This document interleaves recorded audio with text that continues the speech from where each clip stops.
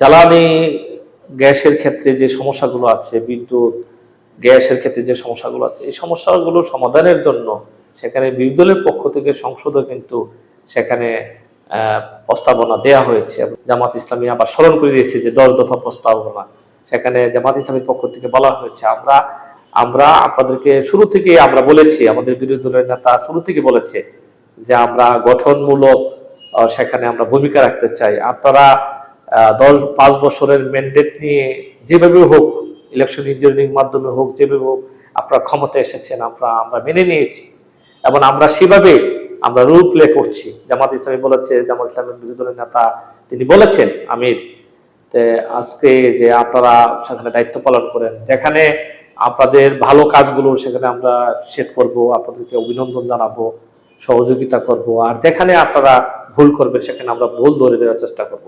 জামাত ইসলামী সবসময় দায়িত্বশীল ভূমিকা রাখার চেষ্টা করে, শুরু থেকে বলে এসেছে যে আমরা একটা দায়িত্বশীল বিরোধী দলের মতো ভূমিকা পালন করব। আমরা কোনো জ্বালাও পোড়া আমরা করব না, বিরোধিতার জন্য আমরা বিরোধিতা করব না, যেখানে গঠনমূলক বিরোধিতা করে রাষ্ট্রকে এগিয়ে নেওয়া দরকার সেই কাজটা করব।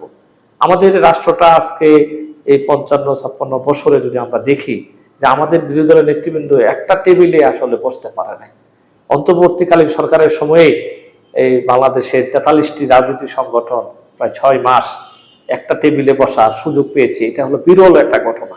তাহলে অন্তর্বর্তীকালীন সরকারের নেতৃত্বে যদি আমরা বসতে পারি, রাজনীতি সংগঠনের রাজনীতি দলগুলোর ক্ষমতাসীন দল যখন রাজনীতি দল ক্ষমতা থাকে তখন আমরা কেন বসতে পারি না? তার বড় কারণ হলো যারা বিরোধী দল তারা থাকে তারা দায়িত্বশীল ভূমিকা রাখে না। তারা শুরু থেকে মাঠ ডাকা চিন্তা ভাবনা করে যে তোমাকে একদিনও ভালো থাকতে দেব না। আবার সরকার দলে যারা থাকে তারা মনে করে যে তোমাকে যেভাবে হোক মায়ের পিঠে যেভাবে হোক তোমাকে বসে রাখার জন্য আমি চেষ্টা করব। এই যে সরকারের দলের বসে রাখার চিন্তা ভাবনা, যেভাবে হোক শাসন করে সেখানে শাসক হিসাবে সেখানে খাদেম হিসেবে না হয়ে শাসক হিসেবে ভূমিকা রাখার যখন চেষ্টা করে, তখন বিরোধী দল সরকারি দলের মধ্যে একটা কনফ্লিক্ট একটা পরিবেশ তৈরি হয়। এই মারদঙ্গা পরিবেশে একজন কাউকে 1 মিনিট শান্তি থাকতে দিবে না, আরেকজন হলো যেভাবে হোক সেখানে শাসন করতে হবে, সেখানে বিভ্রান্তি ছড়াতে হবে, যেভাবে হোক গ্রেপ্তার করে নির্যাতন করে নিপীড়ন করে সেখানে সময়টা পার করতে হবে, অথবা দীর্ঘ সময় ধরে ক্ষমতা থাকার সেখানে তার মধ্যে মানসিকতা যখন কাজ করে তখনই সংঘাত অনিবার্য হয়ে ওঠে। আজকে জামাত ইসলামী ওই কালচার থেকে বেরিয়ে আসার কথা আমরা কিন্তু আমাদের নির্বাচনের সময় আমরা মাঠে আমরা এই কথা বলে বেরিয়েছি। আমরা স্পষ্টভাবে বলেছি যে আমরা একটা নতুন রাজনীতি বাংলাদেশের মানুষের কাছে আমরা দিতে চাই। আর এই রাষ্ট্রটা হবে একটা মানবিক রাষ্ট্র, এই রাষ্ট্রটা হবে একটা দায়িত্বশীল রাষ্ট্র, যে রাষ্ট্রের বিরোধী দল এক টেবিলে বসবে, সরকারি দল বিরোধী দল এক টেবিলে বসবে, একসাথে বসে জাতির প্রয়োজনে জাতির জন্য সবাই একসাথে ভূমিকা রাখবে। রাজনৈতিক এজেন্ডা একজনের একটা থাকবে, রাজনৈতিক মিশন একটা দলের একটা থাকবে, থাকতেই পারে, রাজনীতির বক্তব্য এক দলের একটা থাকবে, জনগণের কাছে এই কথাগুলো আমরা বলবো। কিন্তু রাষ্ট্র পরিচালনার ক্ষেত্রে সরকারি দল বিরোধী দল সম্মিলিতভাবে রাষ্ট্রের ক্ষেত্রে ভূমিকা রাখবে। পররাষ্ট্রনীতির ক্ষেত্রে, পররাষ্ট্রনীতি বাস্তবায়নের ক্ষেত্রে সেখানে পররাষ্ট্রনীতি হবে জনগণের জন্য, রাষ্ট্রের প্রয়োজনে। এমন পররাষ্ট্রনীতি হবে যেখানে রাষ্ট্রটাকে বিকে দিয়ে আরেকজনের হাতে তুলে দিয়ে ক্ষমতা থাকার জন্য কারো সার্টিফিকেট নেওয়ার জন্য এ রাষ্ট্র হবে না। আর ওই এমন একটা রাষ্ট্রকে টিকে রাখার জন্য তখন সরকারি দল বিরোধী দল এক টেবিলে বসবে। আমরা এমন একটা রাষ্ট্র ব্যবস্থা আমরা চাই। আমরা মাঠে ময়দানে আমরা বলেই বেরিয়েছি যে আমরা এমন একটা রাষ্ট্র চাই যে রাষ্ট্র শাসকরা যারা ক্ষমতার দায়িত্ব থাকবে তারা শাসক হবে না, তারা খাদেম হবে, মানুষের খেদমত করবে। আজকে যখন আমরা দেখি যে বিভিন্ন জায়গায় বলা হয় যে প্রধানমন্ত্রীর পক্ষ থেকে এই দেওয়া হয়েছে সেটা হয়েছে, প্রধানমন্ত্রীর পক্ষ থেকে কোথায় থেকে দিয়েছেন? তিনি কি তার পৈতৃক সম্পত্তি বিক্রি করে এসে আমাদেরকে জনগণেরকে সমস্যা সমাধান করছেন?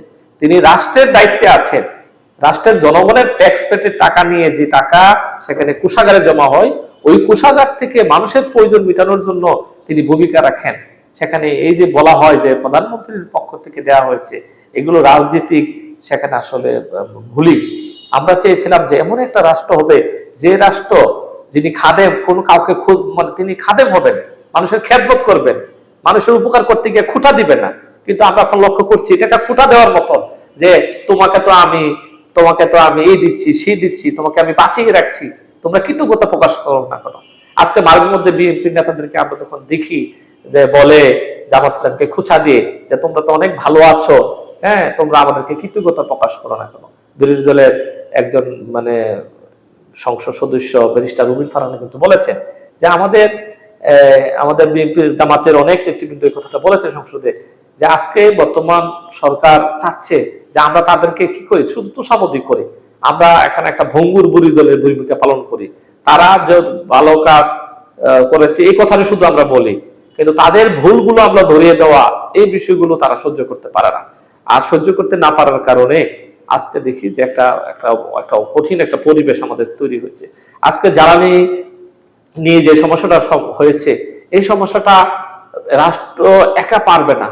এই রাষ্ট্র টোটাল সবাই যারা আছে, যত কাঠামোগুলো আছে, সরকারি দল, বিরোধী দল, সেখানে এখানে জ্বালানি খাতে বিশেষজ্ঞ, জনগণ, সবাইকে মিলে একসাথে এক টেবিলে বসে এই সমস্যাটা সমাধান করতে হবে। এটা কিন্তু রাষ্ট্রের যারা দায়িত্ব আছে তারা সেটা বুঝছে না। না বুঝে তারা আজকে বিরোধী দলের উপর সেখানে ব্লেম দেওয়ার চেষ্টা করছে, যে বিরোধী দল নাকি মাটি পানে গোলা করার চেষ্টা করছে, বিরোধী দল নাকি মানুষকে বিভ্রান্তি করার চেষ্টা করছে। এই জন্য কালকে জামাত ইসলামের পক্ষ থেকে এই ব্যাপারে সুস্পষ্ট বক্তব্য দেওয়া হয়েছে যে এই সমস্যার সমাধানের জন্য জামাত ইসলামী বিরোধী দলের পক্ষ থেকে যে নির্দেশনাগুলো দেওয়া হয়েছে, যে প্রস্তাবনাগুলো দিয়েছে, এই প্রস্তাবনা যদি আপনারা মেনে নেন তাহলে ইনশাআল্লাহ এই সমস্যাটা সমাধান হয়ে যাবে। আর যদি ওনারা এই সমস্যার সমাধানের পরিবর্তে জামাত ইসলামীকে সেখানে গাইল করার চেষ্টা করেন, আবার জামাত ইসলামীর ব্যাপারে এরকম বক্তব্য দিয়ে মানুষকে বিভ্রান্ত করার চেষ্টা করেন, এটা আসলে আমাদের জন্য দুঃখজনক। এই সমস্যাটা আসলে সমাধান হবে না, সমস্যা আরো বাড়বে।